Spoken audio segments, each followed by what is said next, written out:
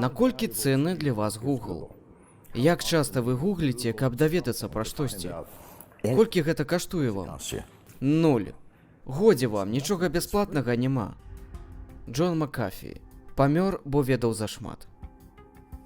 Лічу, што толькі дурныя людзі вераць, што можна проста зайсці ў інтэрнэт, адкрыць сацыяльную сетку і заставацца ў прыватнасці.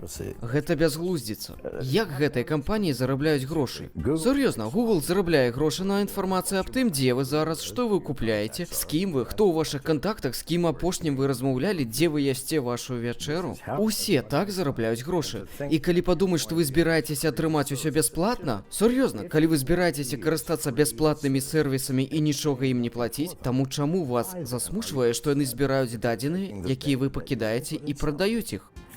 То бок, як можна чакаць прыватнасці ў гэтым свеце, дзе хакеры і ўрад могуць пабачыць што заўгодна? Нашы тэлефоны ці смартфоны зроблены так, каб шпіёніць за намі. У праграм ёсць тэхнічныя магчымасці, каб даведацца пра ваша месцазнаходжанне, кантакты, каму вы тэлефануеце, што вы купляеце. Чаму? Бо маркетолагі плацяць за гэта шмат грошай. Разумееце, як толькі вы заходзіце ў інтэрнэт, ваша прыватнасць знікае. Таму у вас выбар, або захаваць прыватнасць, або вырашыць, ну добра, я буду вельмі асцярожным з тым, што выкладваю. Ведаеце, калі людзі пытаюцца мой нумар тэлефону, я проста не даю яго. Ёсць канкрэтная інфармацыя, якую вы не атрымаеце, і калі я не магу трапіць на ваш сайт, тады я іду на іншы.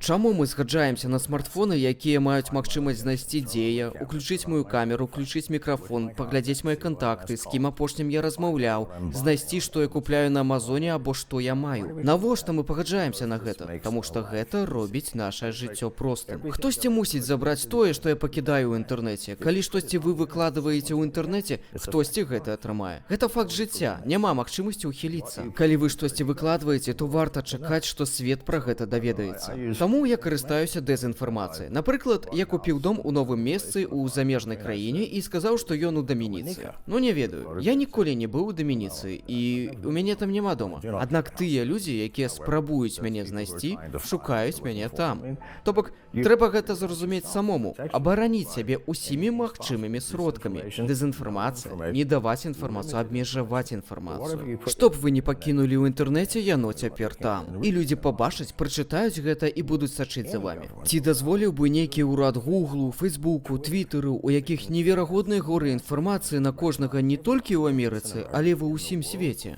Лічыце, яны б дазволілі ім свабодна ісці сваёй дарогай? Вядома, не. Божа ўсемагутны, гэта ж урад. Лічыце, я параноік? Гэта ўрады параноікі. Яны ўсе баяцца згубіць уладу. 2,5 гады таму хтосьці скраў 21 мільён запісаў з упраўлення кадравай службы ЗША. Гэта значыць, што там усе людзі з сакрэтнымі дазволамі, усе, хто працаваў на ўрад ЗША апошнія 50 гадоў. Божа ўсемагутны. Вы разумееце, як усё магло б перавярнуцца, калі б гэта было падчас вайны? Вялікі акт шпіянажу, які ніхто ніколі не спрабаваў зрабіць. І гэта проста нейкі выпадковы чалавек у Расіі ці ў Кітаі, верагодна, зайшоў і проста ўзяў гэта. Гэта так проста. Кібервайна была б вельмі таннай вайной. У Карэі 2100 хакераў. Гэта група ўрадавых хакераў з магчымасцю літаральна знішчыць любую краіну ў свеце, у тым ліку ЗША, любой колькасцю спосабаў. Узламаць нашу электрасістэму, адсячы электрычнасць такім чынам, што ўсе нашыя трансфарматары па Амерыцы згараць. Цяпер у нас няма электрычнасці. Як аднавіць? Я не ведаю, усе нашы інструменты працуюць на электрычнасці. Усё ляціць у пекла. У нас няма электрычнасці для заводаў, для стварэння пакавання і адпраўкі ежы, каб мы маглі паесці. У нас няма электрычнасці, каб рабіць паліва з сырой нафты. Машынам няма на чым ездзіць, няма святла, няма цяпла, бальніцы не працуюць, няма экстранных службаў.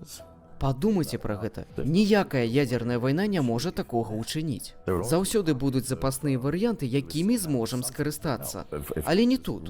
Калі б хакеры сапраўды хацелі атакаваць Амерыку, пара тысяч маглі б зруйнаваць эканоміку. Дык чаму не атакуюць? Бо мы, напэўна, можам зрабіць тое ж і з імі. Але звярніце ўвагу, мы згубілі над гэтым кантроль. І згубілі таму, што мы лянівыя.